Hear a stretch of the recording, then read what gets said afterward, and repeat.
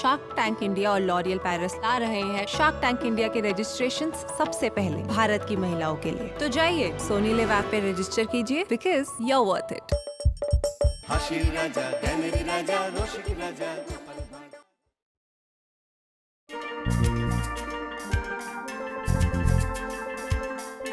ওরে কে আছিস রে? আমায় একটু ধরাধরি করে বাড়ি পৌঁছে দিবি? ওরে কে আছিস? কেউ কি শুনতে পাচ্ছিস আমার কথা? ওরে বাবা রে, ওরে বাবা। কে বাবা তুমি? এই সাত সকালে নদীর ধারে পড়ে আছো কেন? উঠতে পারছি না বলে। কেন?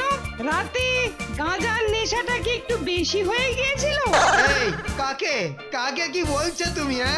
আমায় চিনতে পারছো না? ওরে বাবা, আমি হলাম মন্ত্রী। ছি, ছি, ছি, ছি, ছি, ছি, ছি, কি লজ্জা! আসলে এখনো তেমন করে ভোরের আলো ফোটেনি তো, তাই আধা আলো আধা অন্ধকারে আপনাকে ঠিক চিনতে পারিনি। এবারে চিনতে পেরেছো তো? একটু আমায় ধরে তোলো। তা নহে তুলবো, কিন্তু মন্ত্রী মশাই এই নদীর ঘাটে আপনি কতক্ষণ এভাবে পড়ে আছেন? কাল রাত থেকে। কিন্তু কেন?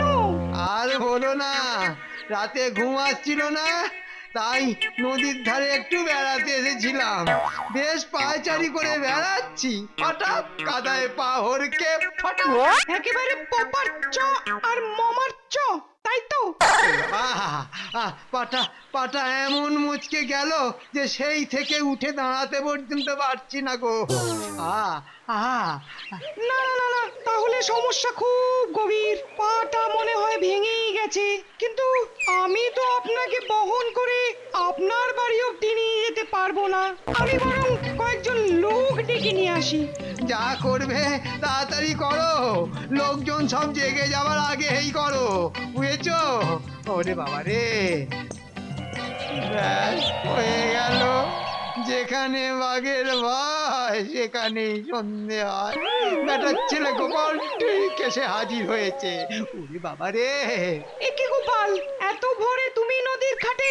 জানেনই তো, কাল মহারাজ আমায় বিদায় করে দিয়েছেন। এরপর কি করব, কি খাবো, এইসব দুশ্চিন্তা করতে করতে ঘুমিয়ে পড়েছি। ওমা, হঠাৎ ভোর রাতে ঘুমের মধ্যে কি একটা জমটে স্বপ্ন দেখলাম কি দুটো চোর এক থলি টাকা নিয়ে নদীর পাড় ধরে ছুটতে ছুটতে যাচ্ছে। তারপর কি যে হলো সেটা ঠিক বুঝলাম না ছাই, শুধু দেখলাম কি টাকার বস্তা নদীর ঘাটে ফেলে রেখে চোর দুটো দৌড়ে পালিয়ে গেল। ভারী অদ্ভুত স্বপ্ন তো।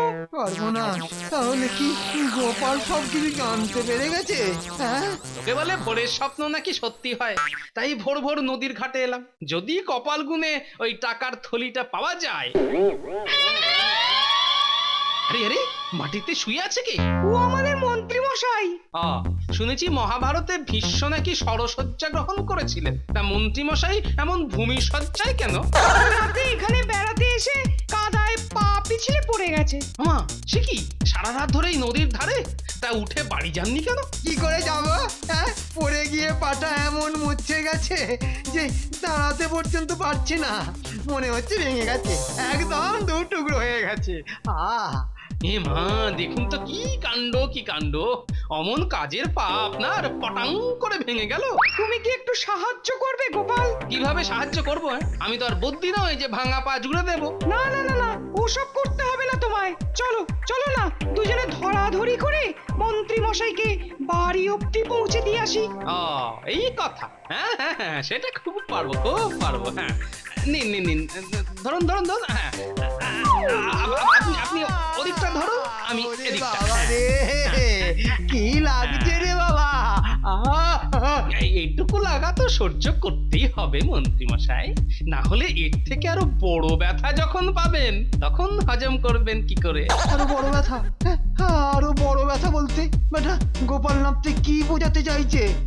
কিছুই তো বোধগম্য হচ্ছে না। আস্তে রে বাবা, আস্তে। বড্ড লাগছে রে বাবা, ঠিক আছে। আস্তে আস্তেই নিয়ে যাচ্ছি। দেখুন। গুটি পাপা মন্ত্রী বাবু বাড়ি যা, গুটি পাপা। পাপা মন্ত্রী বাবু বাড়ি যা।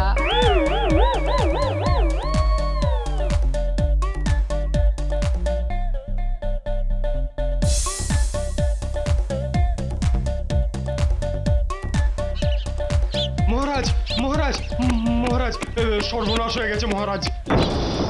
সকাল বেলায় সবে বাগানে একটু পায়চারি করছিলাম, হঠাৎ করে দৌড়ে এসে দাঁত বের করে মহারাজ সর্বনাশ হয়ে গেছে।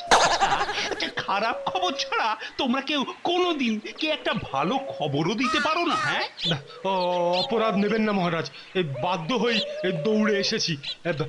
মহারাজ মনে হচ্ছে ভেঙে গেছে। ভেঙে গেছে? কি ভেঙে গেছে? রাজবাড়ির বারান্দা নাকি পুরনো বট গাছের ডাল? হ্যাঁ, আরে না না, ওসব কিছু নয়, ভেঙেছে মন্ত্রী মশাইয়ের পা। কি বলছো? কি ঠিকই বলছি মহারাজ। কি করে ভাঙলো? কলতলায় পা পিছলে? না মহারাজ, নদীর ঘাটে কাদায় আছাড়কে এই মাত্র নিজের চোখে দেখে এলাম। রাজপণ্ডিত আর গোপাল তাকে ধরাধরি করে বাড়ি নিয়ে যাচ্ছে।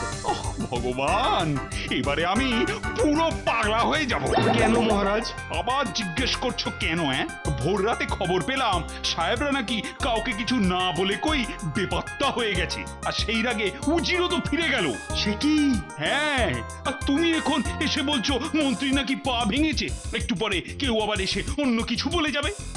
তারি কিচ্ছু ভাল লাগছে না। চলো চলো চলো চলো দেখি, নিজের চোখে একবার মন্ত্রীকে অন্তত গিয়ে দেখে আসি। তাই চলুন। আই যাবার পথে রাজবৈদ্যকে বাড়ি থেকে ডেকে নিও কিন্তু। ওরে বাবা রে, ওরে মা রে, ওরে বাবা রে, একটু সহ্য ওরে করুন। মা রে। পথের মাঝে সেনাপতির সাথে যখন দেখা হয়েই গেল, তখন দেখবেন ও ঠিক মহারাজকে খবর দেবে। মহারাজকে খবর দেবে? আচ্ছা, আগ বাড়িয়ে মহারাজকে কে খবর দিতে বলেছিল? হ্যাঁ, ওরে বাবা রে। এ কি বলছেন মন্ত্রী মশাই? মহারাজ আপনাকে কত স্নেহ করেন। দেখবেন উনি ঠিক আপনার চিকিৎসার সব বন্দোবস্ত করে দেবেন। ঠিক আছে ঠিক আছে, তোমায় আর এর মধ্যে নাক নাড়তে হবে না। আমায় একটু বয়ে এনেছো বলে মাথা কিনে নিয়েছো ভেবো না। ও ও এই কি করে বসেছো মন্ত্রী বলো তো? এই বুড়ো ধেড়ে বয়সে পা ভেঙে বিছানায় কেতরে পড়লে। তা শুনলাম নদীর ঘাটে নাকি পা হড়কেছো। তা কি রাজকাজ করতে মরতে ওখানে গিয়েছিলে? তা যদি জানতেন তাহলে এক্ষুনি মন্ত্রীর দফা রফা করে দিতেন। মানে বাবা, আসলে রাতের বেলা একলা একলা একটু নদীর ঘাটে হাওয়া খেতে গিয়েছিল। ও রাতের বেলা একলা একলা একটু আবার নদীর ঘাটে হাওয়া? আশ্চর্য! রাজবৈদ্য, মন্ত্রীকে একটু দেখো তো, দেখো। আমি এক্ষুনি চিকিৎসা শুরু করে দিচ্ছি মহারাজ। ওরে বাবা রে, বড্ড ব্যথা, বড্ড ব্যথা। মুচকেছে না ভেঙেছে সেটা এক্ষুনি বোঝা যাবে না মহারাজ। আগে একটু চুন হলুদের প্রলেপ দেওয়া হোক, আর তার সাথে কয়েকটা বটিকা খেতে হবে। তাতেও যদি উপশম না হয় তাহলে বুঝতে হবে ভেঙেছে। তখন কি?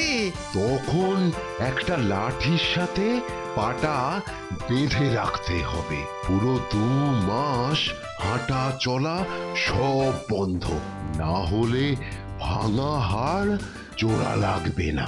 তা ঘরের কোণে ওই গামছায় মুখ ঢাকা কলা বইয়ের মতো ওটা দাঁড়িয়ে আছে কি? আগে মহারাজ, আমার নাম শ্রীযুক্ত গোপালচন্দ্র পরামানিক। শ্রীযুক্ত গোপালচন্দ্র পরামানিক?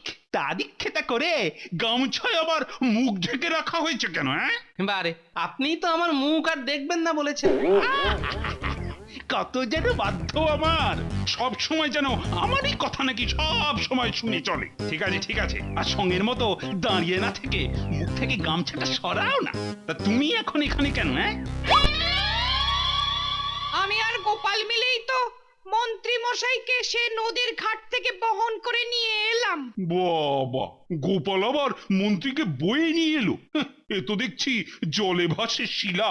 আরে ওদের তো সাপে নেউলে সম্পর্ক। সে আপনি আমায় সাপই বলুন আর নেওলি বলুন, আমি কিন্তু বরাবরই পরোপকারী। কারো বিপদে তাকে সাহায্য করাই আমার ধর্ম। যদিও কাজ মিটে গেলে অনেকেই আমার মুখ দর্শন করতে অস্বীকার করে। বুঝতে পেরেছি, কালকের ঘটনার জন্য তুমি আমায় বাগে পেয়ে আবার খোঁচা মারছো তো। সে আপনি যা ইচ্ছে মনে করতে পারেন। কিন্তু যাদের খুশি করতে কাল তোমায় ওই কটু কথা বলেছি, সে সাহেবদের তো আজ ভোর রাত থেকেই খুঁজেই পাওয়া যাচ্ছে না। খুব মজার ব্যাপার তো, গভীর রাতে মন্ত্রী মশাই কাদায় পা হড়কালেন। আচ্ছা মহারাজ, সাহেবরা আবার রাতের বেলায় কোনো গর্তে পড়ে গেল না তো? হ্যাঁ, কথাটা তো মন্দ বলনি। এই সেনাপতি, বলুন মহারাজ। এই এক্ষুনি লোকজন নিয়ে বেরিয়ে পড়ো তো। রাজ্যের সব গর্ত, সব খানাখন্দ, সমস্ত ইঁদারা তন্ন তন্ন করে খুঁজে দেখো। আরে দেখো দেখো, ওই সাহেবদের খুঁজে পাওয়া যায় কিনা। আমি এক্ষুনি খোঁজার কাজ শুরু করে দিচ্ছি মহারাজ। কেন যে মুহূর্তে সব রাতের বেলায় ঘরের বাইরে বেরোয় কে জানে। এই যে শোনা মন্ত্রী, আমি এখন চললুম, বুঝলে? ওই রাজবৈদ্য ততক্ষণ তোমার চিকিৎসা করুক। ঠিক আছে, ঠিক আছে মহারাজ, ঠিক আছে। চলো গোপাল। আমি? হ্যাঁ তুমি। কিন্তু গতকাল তো আপনি আমাকে চাকরি থেকে তাড়িয়ে দিয়েছেন মহারাজ। আজ আবার তোমাকে পুনর্বহাল করছি। বুঝতে পারছো না কেন? মন্ত্রী পা ভেঙে কেতরে পড়েছে।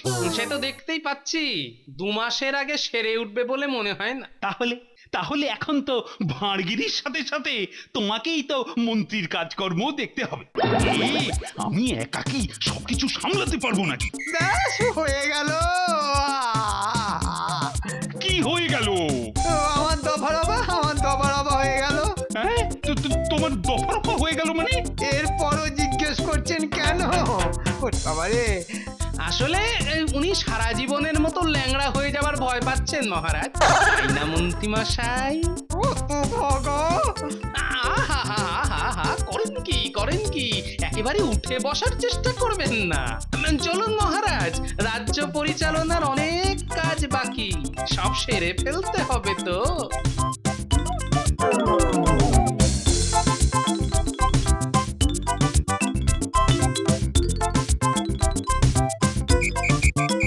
কত বড় দুটো শরীর কি হাওয়ায় মিলিয়ে যেতে পারে? মানে? ওরা স্বইচ্ছায় কাজ গুছিয়ে নিয়ে সরে পড়েছে মহারাজ। কাজ গুছিয়ে নিয়ে সরে পড়েছে? এই কি বলতে চাইছো পরিষ্কার করে বলো তো গোপাল। ধীরে মহারাজ, ধীরে। সময় এলেই দেখবেন রহস্যের পর্দা আপনা হতেই খুলে যাবে। মন্ত্রীর পাটা ভেঙেই গেছে মহারাজ। সে কি? হ্যাঁ, এই মাত্র তার পায়ে কাঠ বেঁধে দিয়ে এলাম। আহারে, মন্ত্রীর কি খারাপ সময়টাই না যাচ্ছে। প্রাণ ভোমরাও গেল, পাও গেল। মানে? বলেছি না, সময় এলেই সব রহস্যের পর্দা আপনা হতেই খুলে যাবে।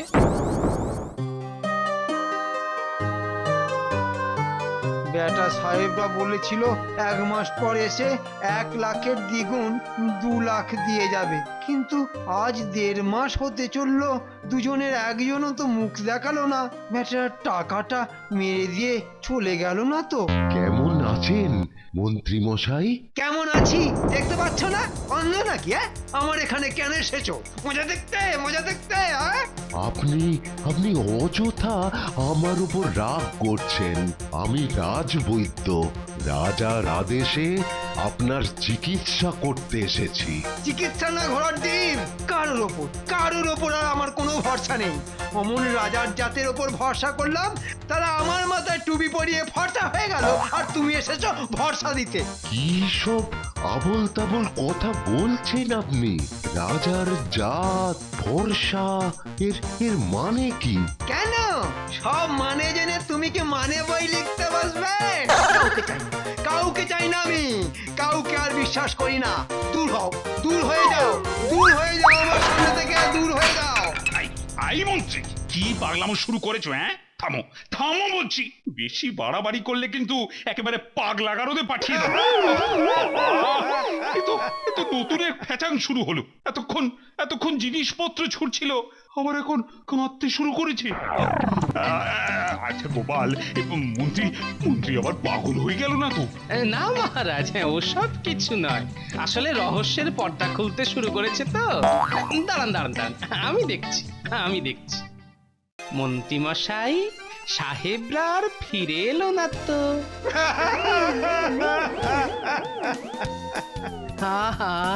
আপনার অত সাধের 1,00,000 টাকা 1 মাসে দ্বিগুণ করে দেবার লোভ দেখিয়ে সাহেবরা আপনাকে ঠকিয়ে নিয়ে চলে গেল।